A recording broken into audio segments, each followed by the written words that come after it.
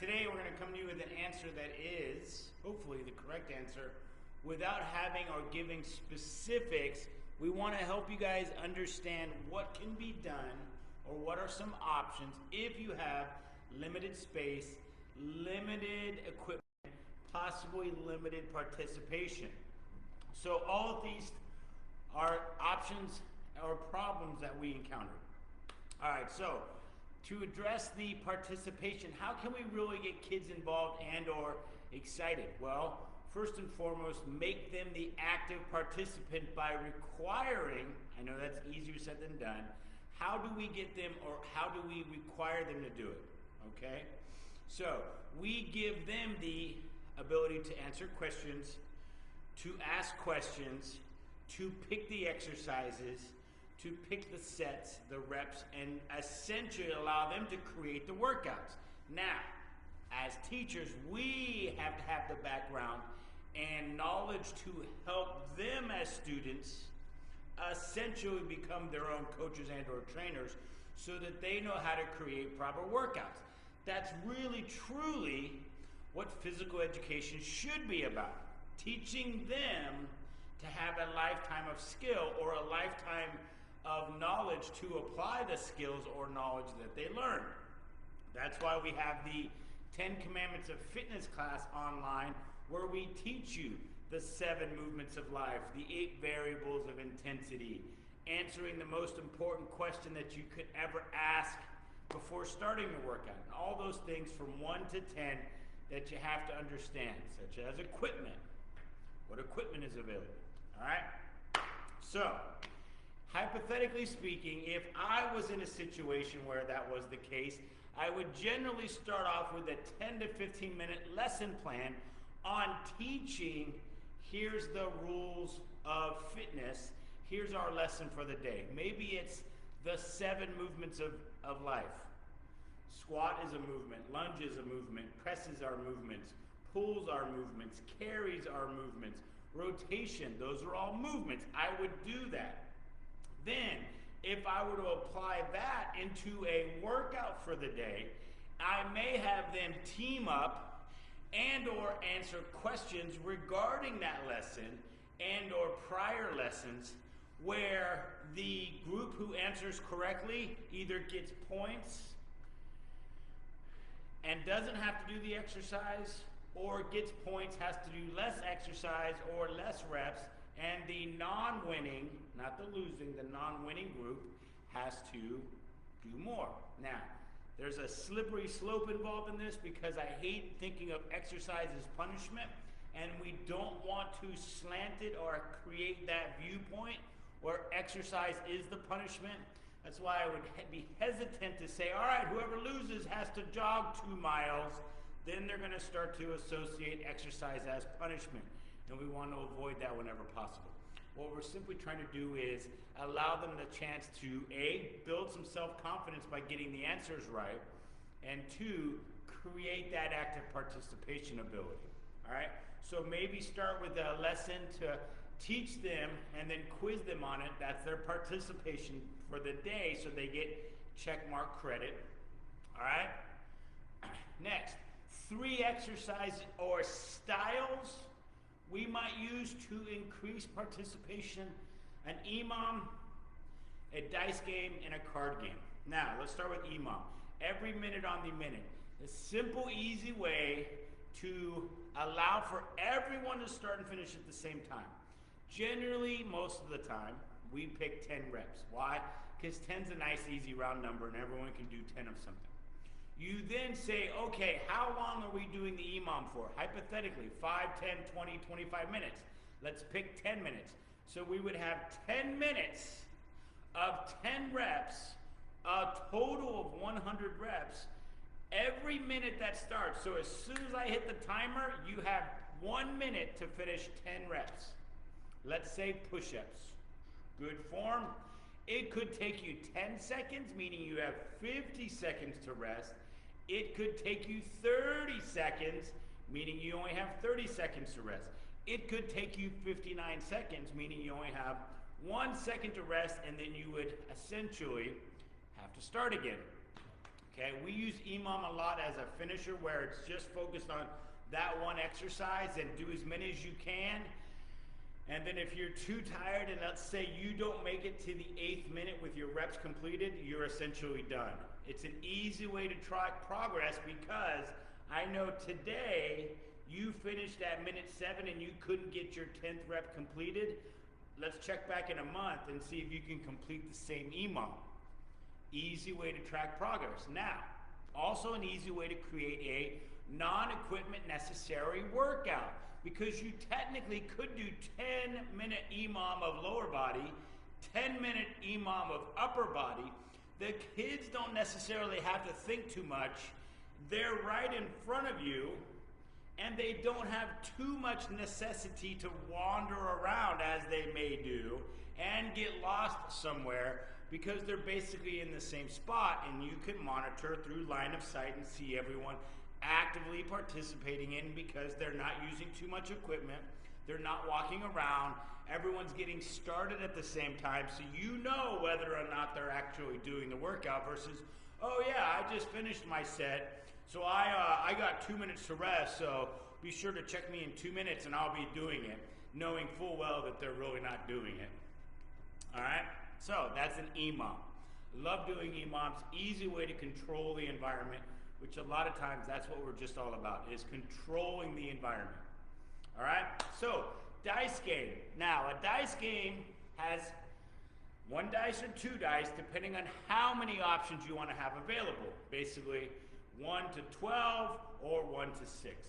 Alright, I generally say just choose 1 dice. It's easier to control the environment and or have less worry about all the different options of exercises. Pick 5 exercises. I know there's 6 numbers on a dice, but number 6 or number 1, generally number 1, because it's snake eyes, that gets to be your rest period. If you roll the dice, you get a rest. Woo! Okay, now, number 1, rest. Number 2, let's say squats.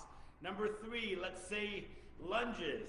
Number 4, let's say push-ups. Number 5, let's say crunches.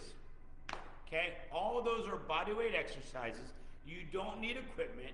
Everyone should and does know how to do those exercises, so there's minimal worry about safety and or doing it improperly, because they probably should have already learned the technique of those big name exercises, right? Let's say 10 reps, roll the dice, and it comes up number 2, which is squats. Everyone then participates in the 10 squats. First person to finish gets to roll the next exercise dice. And maybe they get a 3.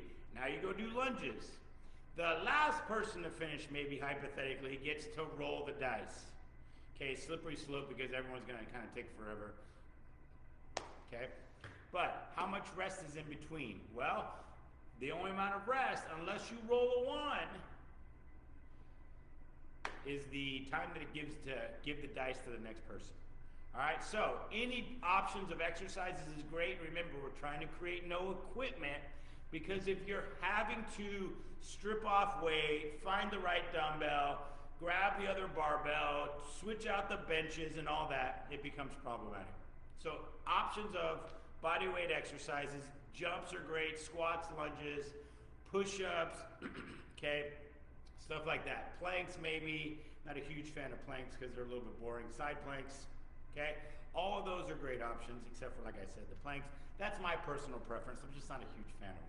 I don't think you truly get the core work that everyone says. You mostly get the shoulder work, because your shoulder is supporting your body weight, and everyone kind of dips their hips or raises too much, and very few people have perfect form, and they get in their head too much, and blah, blah, blah. All right, back on point. That's the dice game. All right, next we have the card game. Essentially, same as the dice, where each one gets a exercise. Now, how many cards do you have in your deck? Maybe you have all 4 suits and you just do face cards. So you could have, technically ace isn't a face card, but you could have ace, king, queen, jack. So 4, so you have 16 different sets that you would be doing through the day, right? You could have the 2 jokers involved, and the jokers could be your rest periods. All right, so let's say we're gonna do ace is a jump, a king is a squat, a push-ups for queen, and jack would be a crunch again, okay? Or maybe run in place for 30 seconds. You get to decide what makes the most sense, all right? How much equipment do you have available to where one person could really do it? If you have enough dumbbells to where everyone could do dumbbells, you could easily do a curl press for 10 reps and enough sufficient intensity to get tired after 10 reps, and that could be your jacks, all right? Maybe run in place. Maybe if you have an open field right next to your weight room, you can say if you pull jacks, everyone owes one lap, or everyone, not punishment, you don't owe, you get to do. Sometimes just changing your mind frame of celebrate what the body can do, not think of it as punishment for what I did before. Like meaning when we were adults and oh, I ate so much crap this weekend, I gotta go do cardio. Horrible mentality. Celebrate what the body can do. Anyway, so increasing active participation by maybe making them at a contest of quiz game where you get to actively participate. So there is also, you can do school trivia or live trivia, asking sports questions, geographical questions, math questions, science questions, and try to make them fun environmental questions, meaning like, who discovered boron? Maybe someone knows, but not exactly the most exciting question in the world, okay? But boron's pretty awesome. Anyway, all right, so active participation by allowing them to actually be participants versus just kind of wandering around the weight room. 3 easy options: EMOM, dice game, and cards.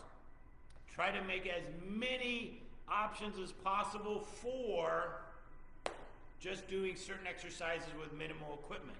And having said that, I will post in the comments, so be sure to come back, 10 of my favorite exercises with a gym ball, okay? Easy gym ball, cheap, affordable piece of equipment, okay? Just be safe and don't bounce on them. They're not designed to be bounced on. Benches. We typically think of benches as just lay on your bench and do bench press, or we do rows. So you can use one bench and have one person right here doing a row, one person right there doing a row, one person right here doing a row, and one person right there. So technically you could have 4 people on one bench. You can do run in place. You can do all kinds of ab exercises to where you can do knees to chest. You can have 2 people here, knees to chest. You can do regular crunches. You can own the bench and bring your feet up and over, one at a time, up and over. You can do up and over. You can do step downs. You can do step ups. You can do hopscotch, split squat. You can do jumps, and I can have a person behind me. Okay, I can do run in place. Okay, all those are options that are essentially allowing me to use one piece of equipment without having to do too much variation, without having me to do too much switching out of equipment. A lot of times when we have 3 people working together and we have to constantly be switching out the weight, it does slow down the workout a little bit, let's be honest. If one kid is doing 185 pounds and one is doing 155 and one is doing 135, the constant switching out of the equipment can take a little bit of time, okay? And if you'll notice, I just did, I don't know, maybe 6 exercises without having to switch out any equipment, and it's enough to get me tired, and it really truly didn't have to take up too much space, and there was a quick changeover, and I can sort of figure Tetris, if you guys remember Tetris the game, to figure out how to get more people in one close proximity as necessary, where I can have them in that space safely, first of all, but then appropriately giving them the intensity that is required for them to achieve some form of fitness goals. All right? So that would be what I would generally focus on. There's way more involved as far as like programming, creating the different variables for different goals. Remember, most of the time with kids under 18, most high school kids, we're just trying to establish their foundation. So we don't need to do too much of outside the box thinking of, oh, let's do all these different variables because you need to worry about that. They generally haven't established a strong enough foundation to where we really need to switch up too many things, all right? Give them the time to learn, set the foundation with the 7 foundational movements. As I mentioned earlier, we do have that course on our educational platform at education.strongertogetheracademy.com. You can learn that lesson as well. So you can also start to realize there doesn't have to be too much involved, and as long as we kind of play with the fun involvement, most kids are going to be participants and keep from getting bored while you're doing it. All right. You also make your life easier by sort of keeping them all within your peripheral vision, all within your field of sight, because once they kind of scatter, they get to do what they want, and that's when they start playing grab ass, which is sort of our job to maintain the control of the environment, and we can do that through, as I just mentioned. All right, I will be commenting some video of the 10 exercises, some more stuff that can help you guys out as far as figuring out exercise selection. So be sure to comment if you want to do the F thing where you just comment F so that you get notifications when it does get posted. That'll work greatly. So, and if you do have any questions, we're always here to help because it is about helping more kids be better, decreasing the obesity rate throughout our adulthood so the kids are healthier and happier and everyone's happy about that. All right, that's all I got. You guys go out, be awesome, be amazing. Thank you.